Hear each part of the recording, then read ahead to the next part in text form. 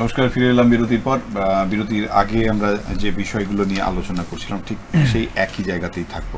পণ্ডিতা, যেভাবে ট্রেন্ড চলছে আর কি, কখনো 32, কখনো 31, কখনো 9, কখনো 10, এবং একটা জায়গায় কিন্তু মানে বিশেষ করে যদি আমরা বলি সেটা হচ্ছে যে কংগ্রেস এবং মানে বাম যে জোট, সে কিন্তু প্রথম থেকে এখনো পর্যন্ত সেই একই মানে সিঙ্গেল ডিজিটের মধ্যেই রয়ে গেছে।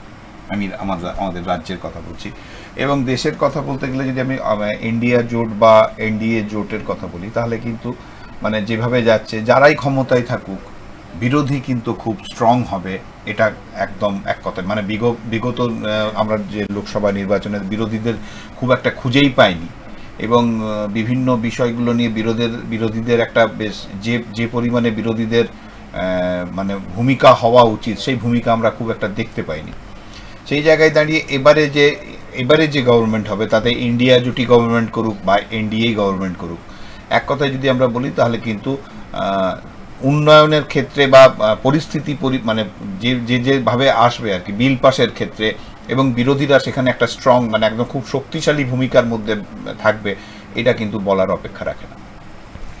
দেখো, আমি তোমাকে অনেক আলোচনা হয়েছে, সবাই আলোচনা করছে, এবং প্রথম হচ্ছে আমরা আরেকবার বলতে বাধ্য হচ্ছি যে সমীক্ষার বিভিন্ন সংবাদ মাধ্যমের যে সমীক্ষা, সেই সমীক্ষা এই রাজ্যের ক্ষেত্রে পুরোপুরি ব্যর্থ হয়েছে, এবং এখনও কিছুক্ষণ অপেক্ষায় বাকি আছে। তবে মোটামুটি মনে হয় যে যেভাবে সমীক্ষা করা হয়েছিল এবং যেভাবে মোদি নেতৃত্বকে নম্বর দেওয়া হয়েছিল, আমার মনে হয় না ততটা নম্বর আর মোদি পাবেন, ট্রেন্ড যেটা বলে।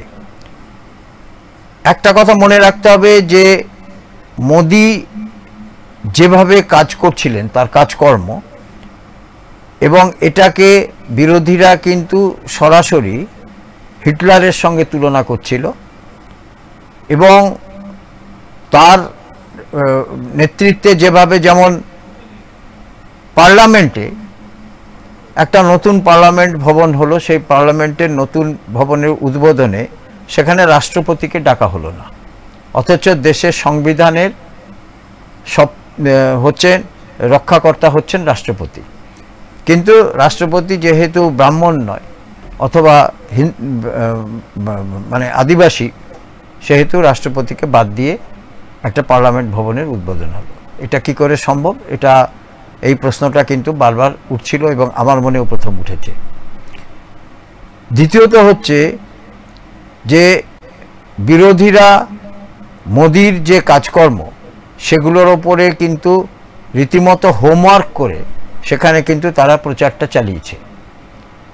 একটা কথা, এক তো হচ্ছে মূল্যবৃদ্ধি যে বিভিন্ন ক্ষেত্রে যেটা হচ্ছে সেটা যেমন আছে, দ্বিতীয়ত হচ্ছে যে ইডি সিবিআই তাকে যত্রতত্র যেখানে সেখানে তাকে ব্যবহার করা, এবং শেষ পর্যন্ত দেখা যাচ্ছে যে ইডি সিবিআই আদালতে গিয়ে কিন্তু সেখানে তার মানে নির্দিষ্টভাবে তার কোনো মানে অভিযোগগুলো তৈরি করতে পারছে না, এবং প্রায় বলা যায় যে এমন এমন মামলা সেখানে দেওয়া হচ্ছে, যে মামলাগুলো নিয়ে যারা দেশের সেরা আইনজীবী তারা যখন সেগুলো নিয়ে সওয়াল করতে যাচ্ছেন, তখন কিন্তু দেখা যাচ্ছে যে সেখানে রীতিমতো চার্জশিটগুলো যে ফাইল হচ্ছে, সেই চার্জশিটে বিভিন্ন ধরনের ত্রুটি থাকছে।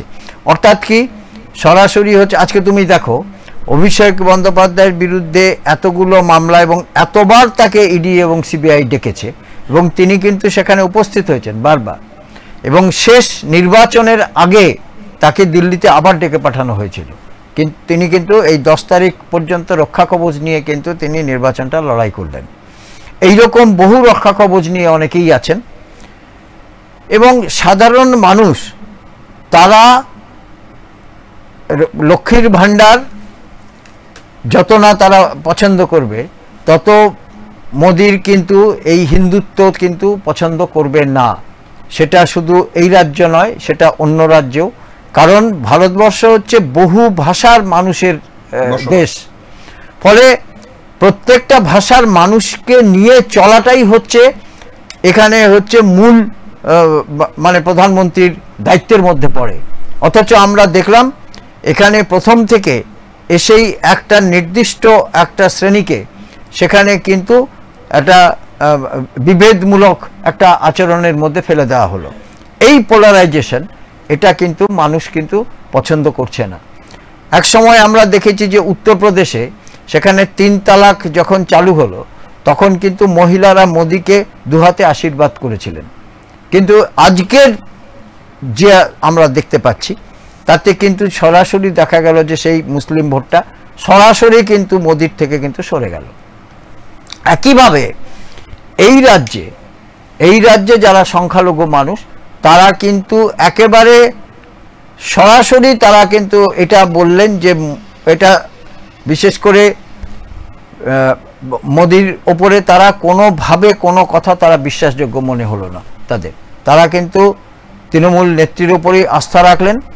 শুধু একমাত্র মোদির এই যে পোলারাইজেশনের যে নীতি, এই নীতিটার জন্য কিন্তু তারা দিদিকে কিন্তু বেছে নিলেন। কারণ সংখ্যালঘু যারা তারা মনে করেন যে একমাত্র তাদের রক্ষাকর্তা হিসাবে এই রাজ্যে তৃণমূল কংগ্রেস আছে। এবং একটা কথা মনে রাখতে হবে যে এবারে অন্তত বিজেপি সহ অন্যান্য দল তারা কিন্তু কখনোই বলতে পারবে না যে ভোটটা তারা এবারে ভোটে ছাপ্পা হয়েছে, রিগিং হয়েছে, বুথ জ্যাম হয়েছে, ভোট দিতে দেওয়া হয়নি ইত্যাদি, কিন্তু তারা কখনোই বলতে পারবে না। কারণ হচ্ছে প্রত্যেক বিজেপি নেতা তারাও কিন্তু বলেছেন, এমনকি শুভেন্দু অধিকারীও বলেছেন যে ভোটটা কিন্তু মানুষ নিজের ভোটটা দিতে পারছে। ফলে পশ্চিমবঙ্গে কিন্তু সবথেকে বেশি ভোটের পার্সেন্টেজে ভোট হয়েছে। কিন্তু বিজেপির যে আমার মনে হয়েছে বিজেপির যে নেতৃত্ব, প্রথম হচ্ছে যে দিলীপ ঘোষকে সভাপতিত্ব থেকে সরিয়ে দেওয়ার পরে তাকে কেন সরানো হলো, তাকে নিয়ে যাওয়া হলো জাতীয় স্তরে সর্বভারতীয় সহসভাপতি করে। এবং বিজেপি যেখানে দিলীপ ঘোষ এই রাজ্যে 18খানা আসন আনার কৃতিত্ব অর্জন করেছিলেন, সেই দিলীপ ঘোষকে সেখান থেকে সরিয়ে দেওয়া হলো। সরিয়ে দিয়ে মূল দায়িত্বটা কোথায় দেওয়া হলো বিরোধী নেতা শুভেন্দু অধিকারীর হাতে। শুভেন্দু অধিকারী তিনি প্রচুর খাটাখাটনি করেছেন, তিনি উত্তর থেকে দক্ষিণে প্রচুর জনসভা করেছেন, রোজ দৌড়চ্ছেন, কিন্তু শুভেন্দু অধিকারী কিন্তু আসল শুভেন্দু অধিকারীকে কিন্তু সাধারণ মানুষ বিশেষ করে তার এলাকারই মানুষ কিন্তু শুভেন্দু অধিকারীকে কিন্তু পছন্দ করেনি। না হলে আজকে সৌমেন্দু তার ভাই, সেই সৌমেন্দু অধিকারীকে কিন্তু পিছিয়ে যেতে হচ্ছে। কারণ হচ্ছে যে শুভেন্দু অধিকারীর সেখানে যে অধিকারী গড়ের যে একটা সুপ্রিমেসি যেখানে ছিল, সেই অধিকারী গড়ের সুপ্রিমেসি যে ধীরে ধীরে ভাঙছে সেটা কিন্তু বোঝা গেল সৌমেন্দু অধিকারীর পিছিয়ে থাকার ফলে। আরেকটা কথা হচ্ছে যে আজকে মোদির যেমন তিনি নিজেকে যেমন একটা সুপ্রিম লিডার বলে মনে করতেন, বিরোধীরা কিন্তু এটার অত্যন্ত সুকৌশলে কিন্তু এটার দখলটা নিয়েছিল। এবং তারা কিন্তু যেটা প্রচার করেছিল যে এই যে গোটা দেশের গণতন্ত্র রক্ষার লড়াইয়ের নির্বাচন হচ্ছে এবারকার নির্বাচন। কারণ গণতন্ত্র মোদির হাতে গণতন্ত্র লুণ্ঠিত হয়েছে। মোদি যেভাবে রাজত্ব চালাচ্ছেন সেখানে কিন্তু একমাত্র তিনি এবং তার দলের কিছু নেতা, সব নেতা নয়, তিনি এবং তার দলের একটা গোষ্ঠী, এরা কিন্তু গোটা ভারতবর্ষকে কিন্তু এমন একটা পরিস্থিতিতে মধ্যে নিয়ে যাচ্ছে যেখানে কিন্তু দেশ কিন্তু অত্যন্ত বিপজ্জনক একটা ব্যবস্থায় নিয়ে যাচ্ছে। আজকে তুমি মনে করো যে আমরা তৃতীয় বিশ্ব শুধু নয়, গোটা বিশ্বের মধ্যে আমাদের যে সামরিক শক্তি এবং যারা সামরিক জওয়ান তারা অত্যন্ত সম্মানীয় একটা শ্রেণী। সাধারণ মানুষ এখনও ডিফেন্স বলতে তারা কিন্তু অত্যন্ত সম্মান করেন এই ডিফেন্সের যারা কাজ করেন, সেই জওয়ান থেকে আরম্ভ করে ডিফেন্সের যারা অন্যান্য যারা কর্মী আছেন তাদের।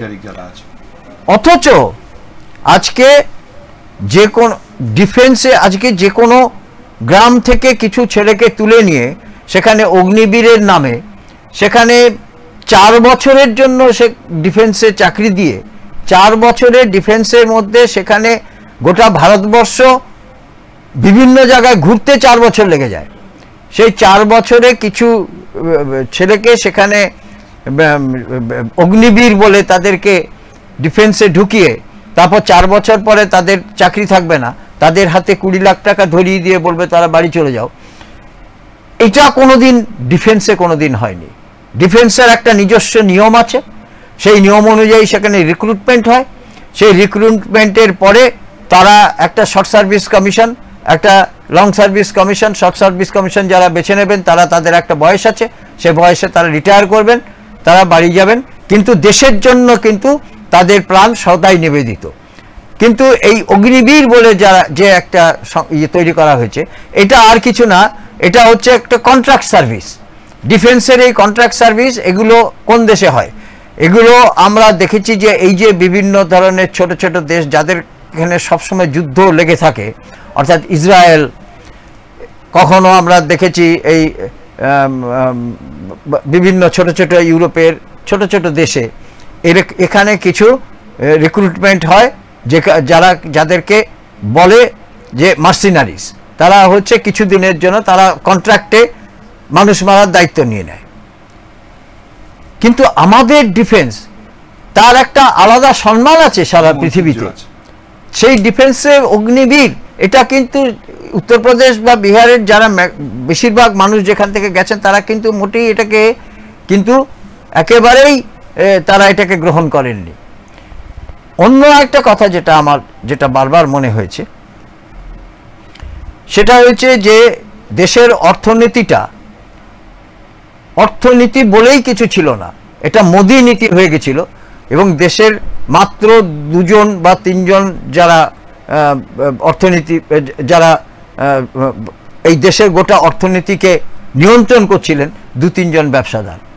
এই 2-3 জন ব্যবসাদারের ওপরে সব কিছু দিয়ে দেওয়া হয়েছে। এমনকি দুর্ভাগ্যজনকভাবে রেল আমাদের দেশের অত্যন্ত গর্বের, এবং ব্রিটিশ আমল থেকে যারা সাধারণ মানুষ যারা বিভিন্ন জায়গাতে যান কম পয়সাতে যেতে পারেন তারা হচ্ছে এই রেলে তারা চাপেন।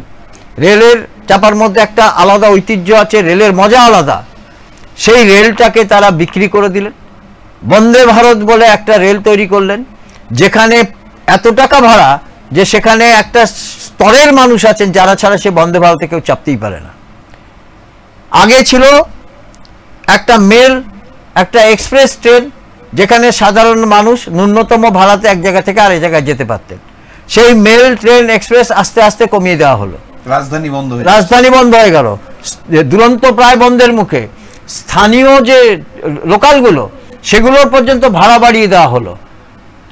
স্থানীয় মানুষরা লোকাল যারা ব্যবহার করেন তারা এটা নিত্যকার তাদের সঙ্গী হচ্ছে এই লোকাল ট্রেন। যেগুলো চাকরি করতে যান, ব্যবসা করতে যান, তারা কম পয়সাতে সেই ট্রেনে তারা যাতায়াত করেন। সেই ট্রেনটাকে পর্যন্ত তারা কুক্ষিগত করে কিছু ট্রেনটাকে রংচং করে সেটাকে একটা উন্নত পরিষেবা বলে তারা ভাড়া বাড়িয়ে সেই ট্রেনগুলোকে বন্ধ করে দিলেন। দ্বিতীয়ত হচ্ছে যে এই ট্রেনগুলো যেগুলো দুরন্তর মতো ট্রেন তৈরি করা হচ্ছে বা বন্দে ভারতের মতো করা হচ্ছে সেই পরিকাঠামোটা গড়ে তোলা হচ্ছে না, ফলে প্রচুর দুর্ঘটনা ঘটছে। তুমি দেখবে যে গত 5 বছরে কত বড় বড় দুর্ঘটনা ঘটানো হয়েছে এখানে। সেখানে রেলে কোনো নতুন কোনো নিয়োগ নেই, কোনো রিক্রুটমেন্ট নেই, যেখানে যে ড্রাইভার যারা রিটায়ার করছেন সেই ড্রাইভারকে ডেকে এনে কন্ট্রাক্ট সার্ভিসে দেওয়া হচ্ছে। রেলের নিয়ম একটা ড্রাইভার যারা দ্রুতগতি ট্রেন চালাবেন তাদের শারীরিক দক্ষতা, তাদের চোখের দৃষ্টিভঙ্গি এগুলো যদি ইনট্যাক্ট না থাকে তাহলে তিনি কি করে ট্রেন চালাবেন? অথচ তাদেরকে নিয়ে এসে আবার নতুন করে বসানো হচ্ছে, নতুন কোনো রিক্রুটমেন্ট। তাহলে তুমি কি বলছো যে এই যে ধারা চলছে এই একনায়কতন্ত্রের এটাই কি তার প্রতিফলন? একদমই একেবারে একনায়কতন্ত্রের প্রতিফলন শুধু নয়, সাধারণ মানুষ, সাধারণ ব্যবসায়ী, ছোট ছোট ব্যবসায়ী তারা পর্যন্ত আজকে ইডি সিবিআই এর ভয়ে আতঙ্কিত। যারা যেখানে যাচ্ছেন তারা মানে খোলা মনে সুস্থ মতে তারা ব্যবসা করতে পারছেন না। কেউ মানে মানে এমনই অবস্থা দাঁড়িয়েছে যে যারা সত্যিকারেরই যারা ট্যাক্স দিচ্ছেন তারাও আতঙ্কিত থাকছেন যে আবার নতুন করে ইডি এসে কি দাঁড়াবে, ইডি এসে কি আবার নতুন করে কোনো একটা শর্ত চাপিয়ে দেবে। আসানসোলে আমি পণ্ডিত এই আলোচনায় আসবো। আলুওয়ালিয়া, সুরেন্দ্র সিং আলুওয়ালিয়া তাকে আসানসোলে গণনা কেন্দ্র ওখানে তাকে গো ব্যাক স্লোগান আমরা দেখে নেব।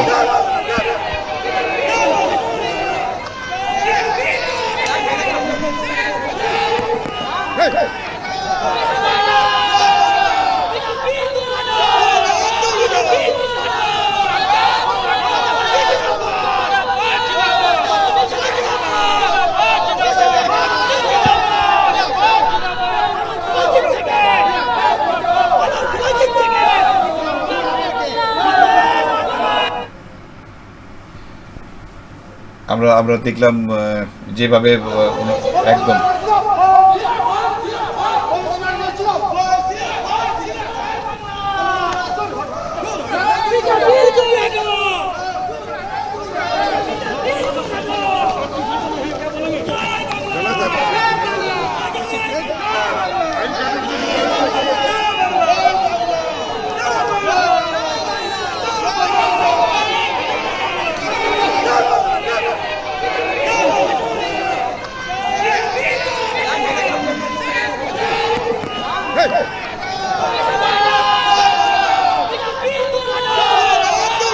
একদম আমরা যেভাবে পরিস্থিতির উপরে নজর আছে, তোমাকে পণ্ডিত যেটা বলছিলাম না, আমার মনে হচ্ছে এই গো ব্যাক স্লোগান এবারে এটা অত্যন্ত চালু স্লোগান এবং আমরা বিভিন্ন যে কি বলছি আমরা একটু শুনে নিই। সিকিউরিটি ঢুকছে কেন?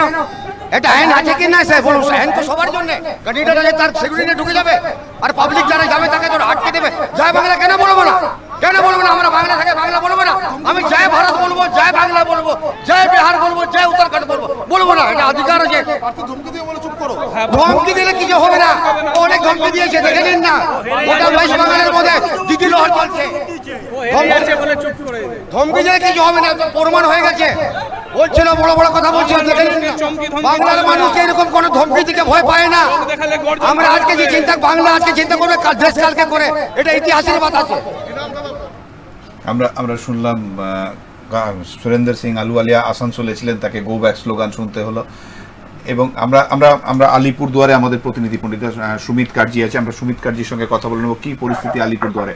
সুমিত, শুনতে পাচ্ছ?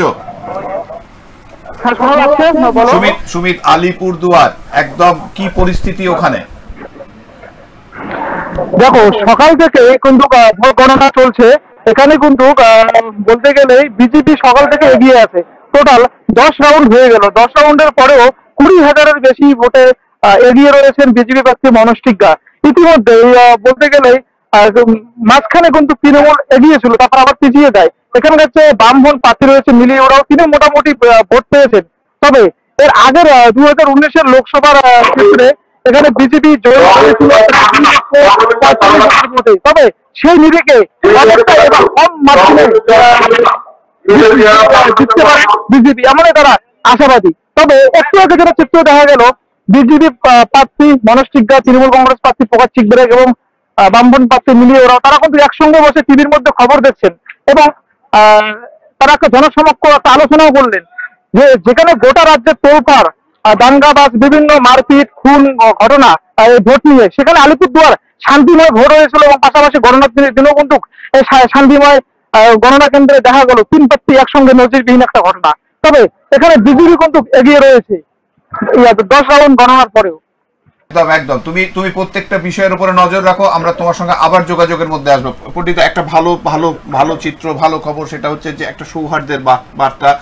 এখানকার 3 প্রার্থী একসঙ্গে বসে একটা জায়গা থেকে বসে সমস্ত কিছু পরিদর্শন করছেন এবং কোনো অশান্তির কোনো জায়গা নেই, যেটা আসলে যেটা হওয়া উচিত সেটাই হয়েছে। তবে দুর্ভাগ্যের বিষয় যে সেটা একটা মাত্র কেন্দ্রে হয়েছে। হ্যাঁ, আমরা একটু খাতড়ার দিকে চলে যাব এবং বাঁকুড়ার আমরা যদি খাতড়ার কি পরিস্থিতি আছে, আমি আমাদের পিসিআরকে বলবো যে ওখানের যে পরিস্থিতি কি কোন জায়গায় দাঁড়িয়ে আছে সেটা নিয়ে একটু যদি আমাদের সামনে তুলে ধরে। কিন্তু পণ্ডিতা আমরা ওটা আলোচনার মধ্যেই থাকবে এবং আমি বলবো পিসিআরকে দেখানোর জন্য, দেওয়ার জন্য। কিন্তু যেটা নিয়ে বলছিলাম, যেটা এই যে সৌহার্দ্যের বার্তায় তুমি, আমি সেটাই বলছি যে এটা আপাতত একটা কেন্দ্রে দেখা গেছে, হ্যাঁ, আর অন্যান্য কেন্দ্রে সেটা খুব একটা দেখা যায়নি। আগামী দিনেও দেখা যাবে কিনা সেটা বলা যাচ্ছে না। এবং এটা তো ঠিকই যে যারা তৃণমূল কংগ্রেসের যারা সমর্থক তারা কিন্তু একটা মানে আলাদা করে অক্সিজেন পেয়েছেন এবং আলাদা করে তারা উৎসাহ পেয়েছেন এবং মমতা ব্যানার্জির ওপরে তাদের আস্থাটা আরও অনেক বেশি বাড়লো। এই জন্য যে এক্সিট পোলে যেভাবে দেখানো হচ্ছিল, সেই দেখানোর পরে অনেক ইন্ডিজোটের নেতা নেত্রী তারা কিন্তু একটা সংশয়ের মধ্যে পড়ে গেছিলেন এবং গোটা দেশই কিন্তু একটা সংশয়ের মধ্যে পড়ে গেছিল। কিন্তু আমি একমাত্র দেখলাম যে মল্লিকার্জুন খাড়গে এবং রাহুল গান্ধী তারা কিন্তু একটা বৈঠক করলেন ফলাফল বেরোনোর আগের দিন এবং যেদিন ফলাফল বেরোয় সেদিনকেও, এবং তারা কিন্তু সাধারণ মানুষকে এবং তাদের সমর্থকদের পরিষ্কার বার্তা দিলেন যে যে যে এক্সিট পোলে যে ফলাফলই দেখানো হোক তার কোনো সত্যতা নেই, তারা 295টা আসনের আশেপাশে থাকবেন, সুতরাং তারা যেন কখনোই ভেঙে না পড়ে মানসিকভাবে। এবং হয়তো সেটাই সত্যি হতে যাচ্ছে, অথবা নাও হতে পারে, কিন্তু কাছাকাছি আছে, যথেষ্ট ভালো। এবং মমতা বন্দ্যোপাধ্যায়ও কিন্তু এক্সিট পোলকে কোনো গুরুত্ব দেননি, তিনি সরাসরি কিন্তু একেবারে মানে বলেছিলেন যে এগুলো হচ্ছে মোদির চাল এবং এগুলো অনেক টাকা পয়সা খরচ করে এই ধরনের এক্সিট পোল তৈরি করা যায়। এবং এটা খুব দুর্ভাগ্যজনক যে এই যে এক্সিট পোল যেটা হলো সেটা কিন্তু খুব দুর্ভাগ্যজনকভাবে এইভাবে এক্সিট পোল করার মানে কি হয়? যদি এটা দেখা যেত, এটার প্রয়োজনই বা কি, প্রয়োজনে কি ছিল? এটা একটা খুব বড় ধরনের টিআরপি বাড়ানোর চেষ্টা বলে আমার মনে হয়। কারণ হচ্ছে যে যদি এক্সিট পোল একটা ধারণা, এক্সিট পোল তো কোনো ফলাফল নয়, তাহলে এটা কেন দেখানো হবে? দ্বিতীয়ত হচ্ছে এই যে দেখানোর পরে কিন্তু অনেক কাণ্ড ঘটে যায়, অনেকে মানসিকভাবে ভেঙে পড়ে, অনেকে উজ্জীবিত হয়, এই ধরনের ব্যাপার থাকবে কেন? কারণ হচ্ছে আমি যদি ধরে নিতাম যে পশ্চিমবঙ্গে শুধু ফেল হয়েছে, যে পশ্চিমবঙ্গের মানুষ যারা এক্সিট পোল করেছেন তাদেরকে সত্যি কথা বলেনি, যারা ভোট দিয়ে এসছেন ভোটাররা, কিন্তু পশ্চিমবঙ্গের বাইরেও সেখানেও তো যথেষ্ট ভালো ফল হয়েছে, কি সেখানেও তো একইভাবে ব্যর্থতার চিত্র আমরা দেখতে পাচ্ছি। তার মানে গোটা দেশে কে জিজ্ঞাসা করে, এটা নিয়ে আমি সকালেও এটা নিয়েও কথা হচ্ছিল যে এই যে এক্সিট পোল এটা কিসের উপর, কিসের ভিত্তিতে, মানে একটা কথা তো যে মানুষের সঙ্গে জনসংযোগ করে তার একটা ভিত্তি। তুমি তোমার সাংবাদিক জীবনে তুমি কখনো দেখেছো, মানে যখন থেকে হচ্ছে যে তোমার কাছে তুমি জানো যাদের কাউকে তোমার কাছে তার কাছে এসে প্রশ্ন করা হয়েছে? আমি অন্তত আমার জীবনে দেখিনি। আমি তো অনেকদিন ধরে ভোটও দিচ্ছি, আমার কাছে কেউ আসেনি লাইনে জিজ্ঞেস করতে। আমি তো এইরকমই এইরকম আমার যারা পরিচিত বহু মানুষ আছেন তাদের কাছেও কখনো। তাহলে ভোট অফ পার্সেন্টেজটা কিসের উপরে, কিসের ভিত্তিতে হয় এবং এটার প্রয়োজনই বা কি আছে? হ্যাঁ, আমার একদমই আজকে সেইটা যদি এক্সিট পোল যদি আজকে না হতো তাহলে কিন্তু পরিস্থিতিটা সম্পূর্ণভাবে অন্যরকম হতো। এবং এটা খুব দুর্ভাগ্যজনক যে এক্সিট পোলের মাধ্যমে সাধারণ মানুষকে বিভ্রান্ত করা, যারা আজকে ভালো ফলাফলের আশায় আছেন তাদেরকে যদি হঠাৎ করে শোনানো হয় যে আপনার ফল অত্যন্ত খারাপ হবে, মানসিকভাবে সেটা ভেঙে পড়ারই কথা। কিন্তু যারা দীর্ঘদিনে পোড় খাওয়া রাজনীতিবিদ যেমন মমতা বন্দ্যোপাধ্যায়, তারা কিন্তু এই এক্সিট পোলকে কিন্তু কোনো গুরুত্ব দেননি, ফলে তাদের মানসিকভাবে ভেঙে পড়ার কোনো ব্যাপার নেই। আমার কথা হচ্ছে যে কথাটা বারবার বিরোধীরা বলতে চাইছিল যে তুমি আমাকে এটা বোঝাও যে সাধারণ মানুষ, এই একটা দেশের সাধারণ মানুষের কি চাহিদা, রুটি কাপড়া মকান, এই তিনটি তাদের চাই, কিন্তু এই তিনটে তাদের সংস্থান করা যাচ্ছিল না। মকান যেটা করার চেষ্টা করা হয়েছিল সেটা নিয়ে অনেক ধরনের মানে এর পেছনে অনেক ধরনের সেটা মোদি যেটাই বলুন যে 4 কোটি মানুষকে আমরা মকান করে দিচ্ছি ইত্যাদি, যদি সেটা করে দিয়ে থাকেন, যদি তার ফল সাধারণ মানুষ ভোগ করে থাকে, তাহলে ভোটের বাক্সে সেটা প্রতিফলিত হয়নি। যদি তিনি বলেন যে আমি চাল দিচ্ছি রেশনে, এত মানুষ 5 কোটি মানুষকে আমি চাল দিচ্ছি, তাহলে সাধারণ মানুষ সেটাতেও তার ভোটের বাক্সে সেটা প্রতিফলিত হয়নি।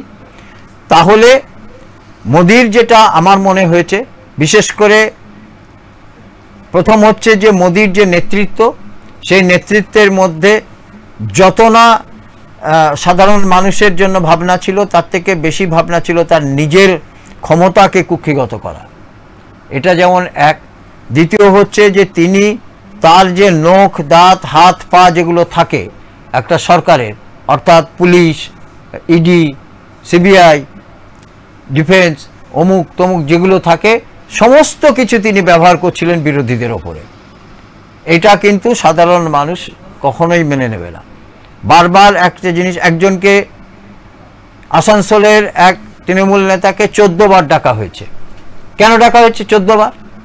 তাকে তার এমন কি তিনি করেছেন? তাহলে যদি তিনি করে থাকেন, তাহলে তাকে সরাসরি তুমি কেন গিয়ে বলছো না যে তোমার এই অভিযোগ বিরুদ্ধে? কেউ তার অভিযোগ জানলো না, অথচ রোজ তাকে দিল্লি যেতে হবে। সে তো একটা মন্ত্রী, তার কাজকর্ম নেই। এমনকি অভিষেককে বারবার ডাকা হয়েছে, অভিষেক গেছেনও, কিন্তু তার বিরুদ্ধে কোনো নির্দিষ্টভাবে কোনো চার্জ ফ্রেম করতে পারলো না। যদি হতো তাহলে তো তার অন্যরকম ব্যবস্থা হতো। এইরকমভাবে যেটা করা হয়েছে, ছোট ছোট ব্যবসায়ীর বিরুদ্ধে তাদেরকে জোর করে রিটার্ন ফাইল করার কথা। ব্যাংকগুলোকে, প্রত্যেকটা ব্যাংকে প্রচুর কর্মী কাজ করতেন। ব্যাংক ছিল এমন একটা জিনিস, রেল এবং ব্যাংক এই দুটোতে প্রচুর ছেলেমেয়ে চাকরি পেতেন এবং প্রত্যেক বছর সেখানে প্রচুর রিক্রুটমেন্ট হতো। সেই ব্যাংকগুলোকে সংখ্যা কমতে কমতে কমতে কমতে বেসরকারিকরণ করে, আর কিছু ব্যাংকে, একটা ব্যাংকের সঙ্গে 4টে ব্যাংকে একসঙ্গে মিলিয়ে দিয়ে এমন একটা পরিস্থিতি দাঁড় করানো হয়েছে যে ব্যাংকগুলো এখন তার কি নিয়ম নীতি আছে, সেখানে সাধারণ মানুষকে গেলে পরে মানে ব্যাংকে সেখানে তারা বিভ্রান্ত হয়ে যান। সেখানে কিছু মেশিনপত্র আনা হয়েছে যেখানে সাধারণ মানুষ ব্যবহারই করতে পারেন না সেই মেশিনগুলো, অথচ তার বদলে সেখানে 2টো লোকের রিক্রুটমেন্ট হতো। আজকে এই যে কর্মসংকোচন যে হলো, বা রেলের যে এত লোক নেওয়া হলো না, কেন্দ্রীয় সরকারের এত সংস্থায় এত লোক, বাকি সব ডিজিটাইজেশন বা এআই এর মাধ্যমে কাজ হবে বলা হচ্ছে, তাহলে এত টাকা যেটা বাঁচানো হচ্ছে সেই টাকাটা কোথায় যাচ্ছে? এটাও তো একটা কথা। তাহলে সাধারণ মানুষ সেই টাকাটার ভাগ কেন পাচ্ছেন না? আজকে মোদি দাঁড়িয়ে বলছেন যে টাকা ইডি বা সিবিআই সিজ করছে, আমি সাধারণ মানুষদের মধ্যে সেই টাকা বিলিয়ে দেবো। সেই টাকা বিলিয়ে দেওয়ার অধিকার আছে ওনার। সেই টাকা তো বিলাতে গেলে তো একটা নির্দিষ্ট প্রসেসের মধ্যে দিয়ে আসতে হবে। এটা তো এমন নয় যে কারোর থেকে হাত থেকে টাকা ছিনতাই করে লোককে হাতে দাঁড় করিয়ে ছিনিয়ে দেওয়া। এটা একটা সরকারি টাকা, সেটাকে করতে গেলে তারপর সেই টাকার উপরে মামলা চলছে। এবারে যখন সে মামলায় যদি সে জয়লাভ করে, সেই টাকা তাকে ফেরত দিতে হবে। সুতরাং এই ধরনের বিভ্রান্তিকর কথাবার্তা। এবারে আমি আসি আমাদের রাজ্যের কথা।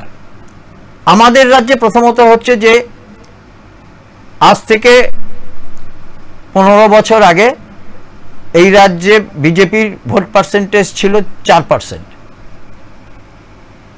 সেটা কিছুটা বাড়তে বাড়তে 2019 সালে আগে যখন আমাদের দিলীপ ঘোষকে যখন সভাপতি করা হলো, তখন দিলীপ ঘোষ তিনি সমানে সমানে লড়াই করে তিনি বিজেপিকে কিছুটা একটা পজিশনে নিয়ে এলেন। নিয়ে আসার পরে কিন্তু তার পেছনে একটা কারণ আছে, সেটা হচ্ছে যে তখন সদ্য মানে সরকার যেহেতু বদল হয়েছে, সেহেতু যারা বাম কর্মী এবং কংগ্রেস কর্মী ছিলেন তারা কিন্তু একটা আতঙ্কের মধ্যে ছিলেন। ফলে তারা চাইছিলেন যে তৃণমূলের বিরুদ্ধে যারা থাকবে তাদেরকে আমরা ভোটটা দেব, হ্যাঁ দিলে আমরা অন্তত সুরক্ষিত থাকব। ফলে কিন্তু তারা তাদের ভোটটা কিন্তু বিজেপিতে দিলেন। এখানে কিন্তু দিলীপ ঘোষের কৃতিত্বটা কম।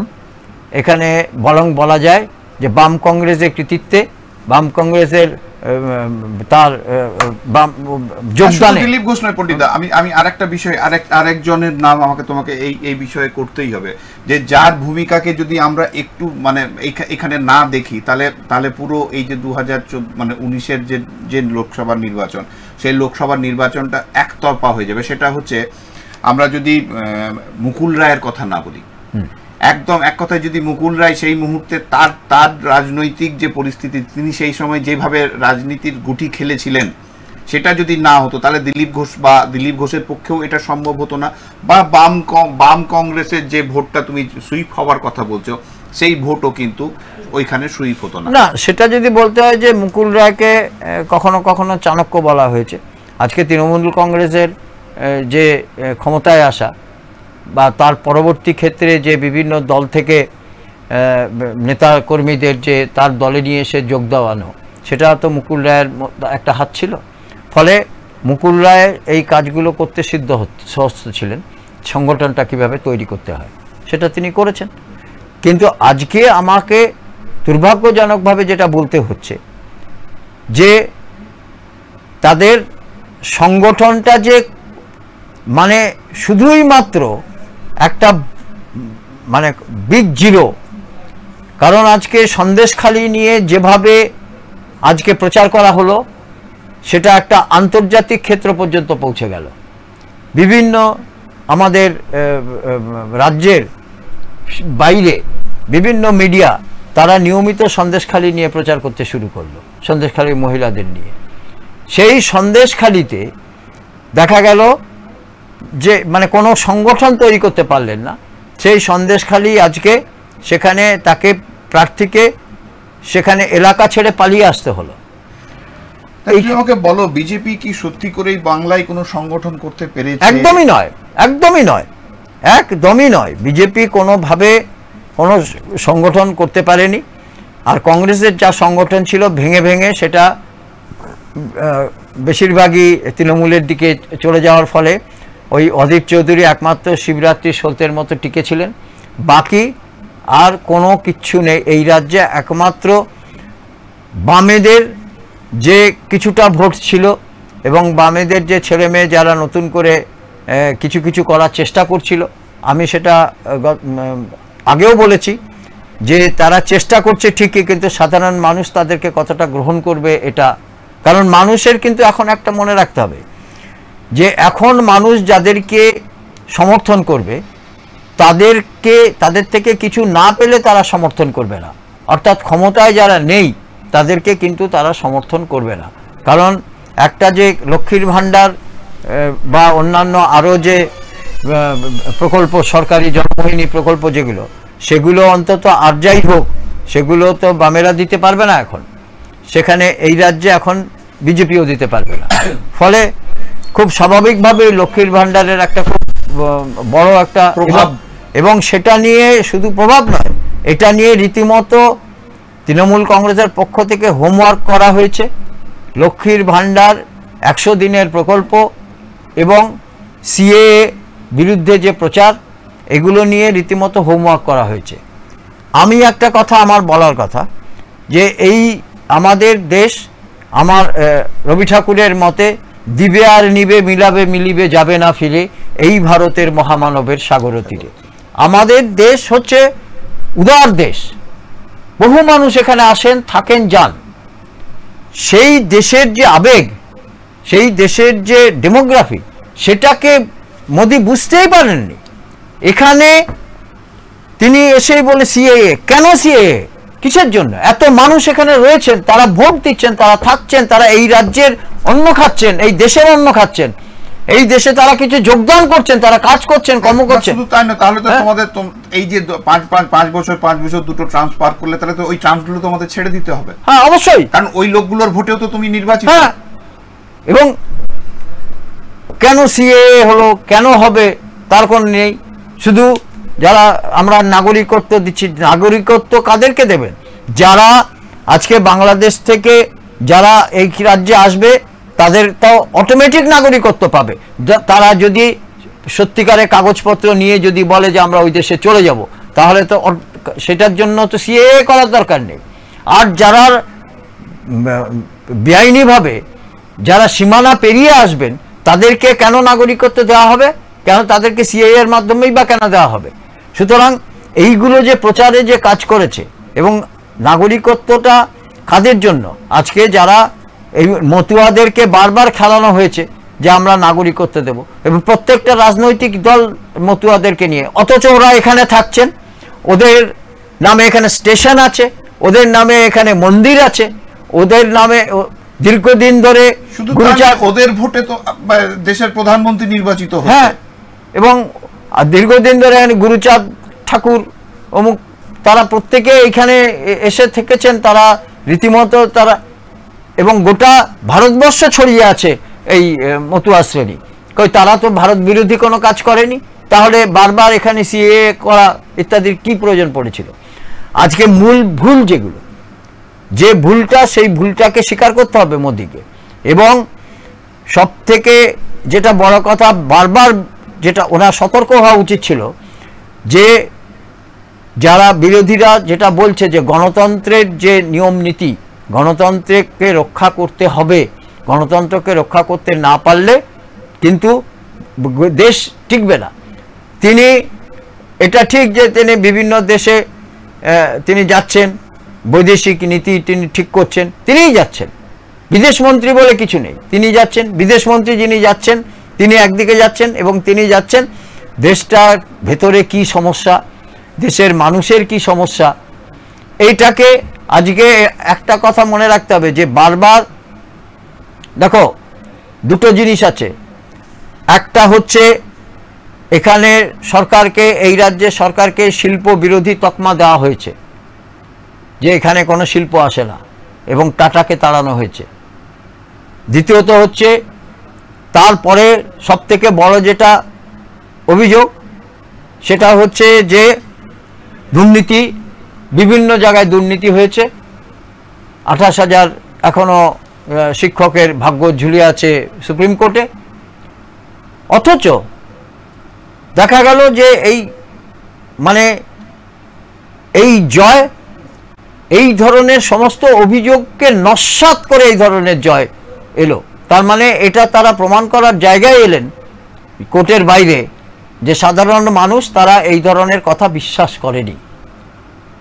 আমি আজকে সেই বীরভূমে, যেখানে আজকে কেষ্টদার অনুপস্থিতিতে তার থেকেও বেশি মার্জিন নিয়ে 2 প্রার্থী জিতছেন, এবং বিজেপি সেখানে দাঁত ফোটানো তো দূরের কথা, বিজেপি সেখানে এই ধরনের প্রার্থী দিল কি করে? এবং এটাও আমার কাছে একটা রহস্য এখনো। এবং শুভেন্দু অধিকারী, যাকে ফ্রি হ্যান্ড দেওয়া হয়েছিল অমিত শাহর পক্ষ থেকে, এবং শুভেন্দু অধিকারী অন্তত আশ্বস্ত করেছিলেন যে আমি এতগুলো আসন আমি এনে দিতে পারবো বলে, তিনি যে ঘুঁটিটা সাজিয়েছিলেন, সেই ঘুঁটিটা যে তার সম্পূর্ণ ভুল ছিল, সেটা কিন্তু প্রমাণ হয়েছে যে অধিকারীর গড় সেটাও তিনি রক্ষা করতে পারছেন না আজকে। এবং শুভেন্দু অধিকারী যেভাবে বিভিন্ন সময়ে বিভিন্ন তারিখ দিচ্ছিলেন, যে অমুক তারিখে আমি বোম ফাটাবো, তমুক তারিখে আমি এই ফাটাবো, তমুক তারিখে এই দেশে একটা বিরাট কিছু ঘটবে, কোনো কিছুই ফাটলো না, কোনো কিছুই হলো না। অথচ তিনি একটা বিরোধী দলের নেতা হিসাবে তিনি দায়িত্বহীনতার কাজ করেছেন। কারণ বিরোধী দলের নেতা হিসেবে তার দায়িত্ব থাকা উচিত কোনো কথা বলতে গেলে। দ্বিতীয়ত হচ্ছে যে তিনি যে ধরনের বক্তব্য বা মন্তব্য তিনি করলেন বা করতে যাচ্ছেন, সেই ধরনের ভাষা, সেই ধরনের ভাবভঙ্গি আমাদের রাজ্যের মানুষ কিন্তু গ্রহণ করেনি। তিনি যদি নিজেকে মমতা ব্যানার্জির সঙ্গে তুলনা করেন তাহলে ওটা ভুল হবে। মমতা ব্যানার্জিও অনেক সময় অনেক রকমের কথা বলেছেন, কিন্তু তাতে কিন্তু মানুষের বিশ্বাস তার উপরে কিন্তু টাল খায়নি। ফলে শুভেন্দু অধিকারীকে এখনো পর্যন্ত, শুভেন্দু অধিকারীর সবথেকে বড় ভুল যেটা হয়েছিল, যে শুভেন্দু অধিকারীকে মনে রাখতে হবে যে শুভেন্দু অধিকারী হয়েছেন তিনি কিন্তু একটা দলে তাকে মন্ত্রী দায়িত্ব দেওয়া হয়েছিল, অবজারভারের দায়িত্ব দেওয়া হয়েছিল, সেগুলো তিনি পালন করার পরে তিনি শুভেন্দু অধিকারী হয়েছেন। কিন্তু অথচ তিনি এই রাজ্যে তিনি কোনো সংগঠন তৈরি করতে পারলেন না। সংগঠন ছাড়া এত বড় একটা সংগঠিত দলের সঙ্গে লড়াই কি শুধু মুখে মুখে করা যায়? কখনোই করা যাবে না। কারণ হচ্ছে যে যারা এখানে প্রশাসন চালায়, যারা এখানে স্থানীয় নেতৃত্ব, তারা তো নিরন্তর সংগঠনটা করে থাকে। তাদের আজকে এই রাজ্যের মানুষের আজকে চাল ফ্রি, এই রাজ্যের মানুষের স্বাস্থ্য চিকিৎসা ফ্রি, এই রাজ্যের মানুষের স্কুল কলেজ সব কিছু ফ্রি, কন্যাশ্রীর মতো প্রকল্প আছে। তো তাকে যদি তোমাকে লড়তে হয় তার বিরুদ্ধে, তাহলে তাকে সংগঠন তৈরি করতে হবে এবং কেন্দ্রীয় সরকারকে আরও অনেক জনমোহিনী নীতি, যেগুলো এর মতোই জনমোহিনী নীতি পাশাপাশি চালু করতে হবে। অথচ সেখানে দেখা গেল মোদি তিনি খালি বলেই যাচ্ছেন যে আমিও চাল দিই। উনি চাল তো দেশের মানুষকে রেশন ব্যবস্থা আজকে নতুন নয়, এই ওনার যে চালটা দিচ্ছেন সেই চাল কিন্তু মানুষ গ্রহণ করলো না।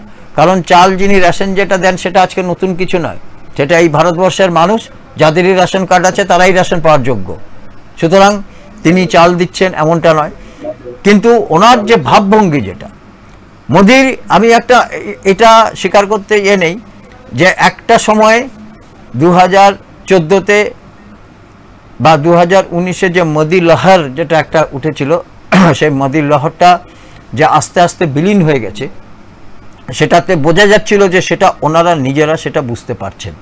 কেননা ইসবার 400 পার, তারপরে রাম মন্দির নিয়ে রাম মন্দির কোনো ইস্যুই হলো না এবারের নির্বাচনে, রাম মন্দির কোনো ইস্যু হলো না, হিন্দুত্ব কোনো ইস্যু হলো না একদম। এবং সব থেকে বড় কথা, এই এত বড় দেশে শুধু হিন্দুর ভোট নিয়ে কি সব জায়গাতে বলা যায়? তারাও তো নাগরিক। এবং তোমার জাতিগত যে কার্ড ভারতীয় জনতা পার্টি খেলছিল, সেই জাতিগত কার্ডও কোন রকম কোনো ভূমিকা নিতে পারলো না, আর ধর্মের সেটাও কিন্তু কোনো জায়গায় আসতে পারলো না। এবং সব থেকে বড় কথা, হিন্দুত্ব তাস যেটা উনি খেলার চেষ্টা করলেন, আজকে এটা মনে রাখতে হবে যে এর পেছনে এই যে বিজেপি বলে দলটা, তার পেছনে একটা খুব বড় একটা চালিকা শক্তি আছে, তার নাম হচ্ছে RSS, রাষ্ট্রীয় স্বয়ংসেবক সংঘ। এই রাষ্ট্রীয় স্বয়ংসেবক সংঘ কিন্তু অনেকগুলো নীতি নির্ধারণ করে। এটা দেখা গেল যে রাষ্ট্রীয় স্বয়ংসেবক সংঘের সঙ্গে মোদির কিন্তু অনেকগুলো নীতির কিন্তু মতপার্থক্য হচ্ছে। এবং শেষ পর্যন্ত একটা জিনিস দেখা গেল যে এই রাজ্যে বিজেপি দল, যাদের কোনো সংগঠন নেই, শুধুমাত্র হিন্দুত্ব বা শুধুমাত্র আদিবাসী ভোট ইত্যাদি বলে যারা রাজনীতি করলেন, তাদের কাছে কিন্তু এটা মোটামুটি তারা এটা বুঝতে পারলেন না যে শুধুমাত্র আজকে যে আদিবাসী ভোট তাদের আছে, কালকে তাদের নাও থাকতে পারে। সুতরাং তাকে সংগঠন যদি তৈরি করতে হয়, তাহলে চিরকালের সেটা থাকবে তাদের কাছে। আজকে তাদের কথা তো দূরের কথা, বামেদের 34 বছরে যে সংগঠন সবাই জানতো যে সর্বস্তরে তাদের সংগঠন আছে, সেই সংগঠনটাকে ভেঙে খান খান হয়ে গেল। সেখানে মোদির মতো সেখানে যাদের কোনো সংগঠনই নেই, শুধু মুখের কথার ওপরে ভোট হয়, সেইখানে দাঁড়িয়ে আগে সংগঠনটা তৈরি না করে, ফলে যেটা হয়েছে তার উপরে তাদের পারস্পরিকভাবে, শুভেন্দু কোনো অবিসংবাদী নেতা নন, শুভেন্দুকে বিরোধিতা করার জন্য তারই দলের আরো 10টা নেতা আছে একদম। ফলে প্রত্যেকেরই বিরোধিতা একজন করে। সুতরাং একজন আরেকজনে যদি মুখ দেখতে না পান, আমাকে স্পষ্ট করে এটা আমাকে বোঝাও যে দিলীপ ঘোষ তিনি একজন ভালো সংগঠক, তিনি পূর্ব মেদিনীপুরের তিনি সাংসদ, আর অগ্নিমিত্র পাল তিনি আসানসোলের বিধায়ক। তাহলে আসানসোলে তিনি একবার লড়াই করেছিলেন, সেই অগ্নিমিত্র পালকে আসানসোলে কেন দেওয়া হলো না? তিনি তো আসানসোলটা হাতের তালুর মতো চেনেন। এবং এটা তো ঠিক যে সুরিন্দর সিং আলিওয়ালার 80 লোককে তারা গ্রহণ করবে না, কিন্তু সংঘমিত্রা পাল বা আরো অগ্নিমিত্র পাল বা আরো কিছু যদি আরো অন্যান্য যে নেত্রী বা তারা অনেক বেশি লড়াইটা করতে পারত। আর এই নির্বাচনটাকে তারা এতটা মানে কনফিডেন্সের জায়গায় চলে এসেছিল ওভার কনফিডেন্স নির্বাচন বিজেপি। হ্যাঁ, এবং তারা এতটাই সহজ ভাবলেন যে 10 দিনও হয়নি সুরিন্দর সিং আলিওয়ালকে তিনি নিয়ে এলেন আসানসোলের প্রার্থী করে, অথচ তার আগে যা প্রার্থী হওয়ার কথা ছিল সে প্রার্থী হলো না। কিন্তু তারপরেও আরও অনেক সময় ছিল নতুন প্রার্থী দেওয়ার, তারা দিলেন না, স্থানীয় প্রার্থীদেরকে তারা উপেক্ষা করলেন। বর্ধমান দুর্গাপুরের যে টোপোগ্রাফিটা সেটাকে তারা মাথায় রাখলেন না। বর্ধমান দুর্গাপুরে আজকে পানাগড়ের পর থেকে, এমনকি পানাগড়েও সেখানে একটা এত বেশি সংখ্যক একটা সংখ্যালঘু সম্প্রদায় আছে, অথচ সেখানে দিলীপ ঘোষকে উনি নিয়ে এলেন, ভাবলেন যে তিনি বর্ধমান দুর্গাপুর কেন্দ্রে তারা জিতে যাবেন। আমি তোমাকে একটা বিষয় বলে রাখি, সেটা হচ্ছে যে এই আমরা এর আগে যেদিন এটা নিয়ে অনুষ্ঠান করছিলাম আর কি, আমার সঙ্গে দুর্গাপুর পশ্চিম বিধানসভা কেন্দ্রের যিনি বিধায়ক লক্ষণ ঘড়ুই তিনিও ছিলেন, এবং একটা কথা আমরা সেদিন ওনাকে বলেছিলাম, এবং এটা একদম পরিষ্কার অভিযোগও ছিল যে দিলীপ ঘোষ মানে দুর্গাপুর বর্ধমান যে কেন্দ্র, সেই কেন্দ্রে যে সে যদি যাকে, তাহলে অনেকের করে খাওয়ার যে জায়গাটা ছিল সেটা কিন্তু বন্ধ হয়ে যাবে, এবং ক্ষমতায়ন যেটা যারা নিজেদের মতন করে দখল করে রেখেছে। আমি যদি সরাসরি বলি, ধরুন এখানকার যিনি বিধায়ক আছেন, দুর্গাপুর পশ্চিমের যিনি বিধায়ক, যিনি ক্ষমতাকে নিজের মতন করে ভোগ করে যাচ্ছেন, তার ক্ষেত্রেও কিন্তু একটা সেন্সারের জায়গা হয়ে যেত, এবং কোনো না কোনো ক্ষেত্রে অভিযোগ যেগুলো আসছিল যে তিনিও কোনো মতে চাইছেন না, তিনি হয়তো সারথীর ভূমিকা পালন করছিলেন, কিন্তু তিনিও কোনো না কোনোভাবে চাইছিলেন না যে দিলীপ ঘোষ এখানে থাকুক বা উনি এখান থেকে বেরিয়ে যান। একদমই এরকম সমস্যা প্রচুর রয়েছে। দলের মধ্যে এত অন্তর্দ্বন্দ্ব, এবং অন্তর্দ্বন্দ্বটা কেন হয়? তো স্বার্থের জন্যই তো হয়।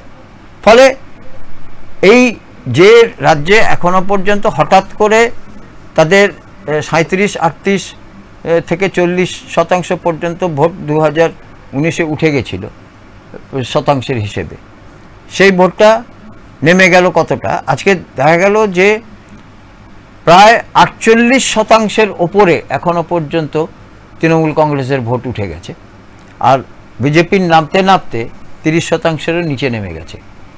এটার একমাত্র দায়ী হচ্ছেন শুভেন্দু অধিকারী এবং তার নেতৃত্ব, এবং তার হাব ভাব, কথাবার্তা, ভাবভঙ্গি, যেটা মানুষ গ্রহণ করবে না কখনোই। এবং তার যে হঠাৎ করে, এবং আমার যেটা বলার কথা যে আজকে অথবা আগামীকাল ইডি কোথায় রেড করবে, অথবা কার ব্যাংকে কার কত টাকা বিদেশি ব্যাংকে জমা হয়েছে সেই কাগজ তার হাতে কেন আসবে? তিনি কে? তিনি তো একজন এমএলএ, এবং তিনি একটা বিরোধী দলের নেতা। তার হাতে ইডি কেন সেই কাগজ তুলে দিচ্ছে? কিসের অধিকারে তুলে দিচ্ছে? তিনি কোথা থেকে তিনি তো বলতে পারবেন না। যদি রাজ্য সরকারের হয় তাহলে তিনি এখান থেকে কারোকে দিয়ে আনতে পারবেন। কেন্দ্রীয় সরকারের যে সংস্থা, বিশেষ করে যারা এই ধরনের সংস্থা, যারা একটা টাইট সিকিউরিটির মধ্যে থাকে, তাদের হাত থেকে কাগজ তিনি নিয়ে আসছেন কি করে? তার মানে বোঝা যায় যে এখানে একটা কেন্দ্রীয় সরকারের অথবা মোদির বা অমিত শাহ একটা প্রচ্ছন্ন মদত আছে, এবং তারাই তাকে সাহায্য করছে এই ধরনের কাজকর্ম করতে। সাধারণ মানুষ এগুলোকে গ্রহণ করবে না। ফলে এখন এবারে যেটা দাঁড়ালো, এবারে এই রাজ্যে বিজেপি দ্বিতীয়বার আর মাথা তুলে দাঁড়াতে পারবে কিনা, অন্তত শুভেন্দু অধিকারীর নেতৃত্বে, এবং সেই সঙ্গে আরও কিছু স্বার্থপর নেতা যারা আছেন, এবং যে আদিবাসীদের ওপরে তাদের একটা প্রভাব ফেলা পড়েছিল, এবং সেই প্রভাবটা জঙ্গলমহলে যে প্রভাবটা তারা করতে পেরেছিলেন, সেই প্রভাবটা কিন্তু এখন দেখা গেছে যে সেটাও কিন্তু অনেকটা কারণ হচ্ছে যে ঝাড়গ্রামের মতো জায়গাতে সেখানেও কিন্তু তারা জিতবার মতো জায়গায় নেই। ফলে সব দিক থেকে তারা কিন্তু বলা যায় যে ব্যর্থ, এতে কোনো সন্দেহ নেই। এবং এই ব্যর্থতার দায় যেমন শুভেন্দু অধিকারীকে নিতে হবে, তেমনি একই সঙ্গে এই ব্যর্থতার দায় কিন্তু অমিত শাহ এবং মোদিকেও নিতে হবে। পণ্ডিতা, আমরা অনেকক্ষণ ধরে যে ট্রেন্ড চলছে সেই ট্রেন্ড কিন্তু দেখতে পাচ্ছি যে এনডিএ 298 এবং ইন্ডিয়া জোট 227 এবং আদার্স যারা আছে তারা 18 এর মধ্যে দাঁড়িয়ে আছে। এবং বাংলার কথা যদি বলি, বাংলা 31-10 এবং কংগ্রেস মানে 31 তৃণমূল কংগ্রেস, 10 বিজেপি এবং 1 কংগ্রেস সিপিএম জোট। তো আগামী আবার কি হচ্ছে না হচ্ছে সেটার দিকে তো নজর থাকবে, কিন্তু একটু বিরতির সময় হয়েই গেছে, কারণ একটা বিরতিতে যেতে হবে। ফিরছি বিরতির পর, সঙ্গে থাকুন, আবার এসে আবার নতুন তথ্য নিয়ে আপনাদের সঙ্গে আলোচনায় বসবো। নমস্কার।